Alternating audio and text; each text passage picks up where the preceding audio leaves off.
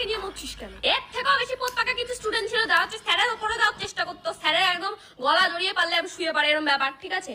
তারা বলতো স্যার আমার মনে হচ্ছে আপনি যে কোশ্চেনটা দিয়েছেন পরীক্ষায় সেটা দিয়ে যদি এটা দিতেন একটু ঘুরিয়ে হতো বেটার হতো। ওকে মানে ওটা করার জন্য ওখানে রাখা হয়েছে, ওকে মানে আমাদের জীবনে জঞ্জাল ঢোকানোর জন্য ওখানে রাখা হয়েছে। তুই ভাই পড়তে আসছিস, তুই পড়া দে, তুই পরীক্ষা দে, তুই চলে যা।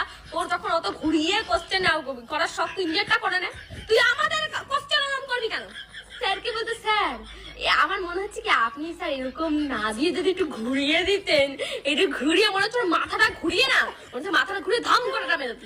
এত কিসের ভাই তোদের, এত কিসের? আর ছুটির সময় এদের যত প্রশ্ন, আমি অপেক্ষা করতাম কখন ছুটি দেবে, স্যার এতক্ষণ ধরে কথা বলছে ছুটির সময় কখন আসবে।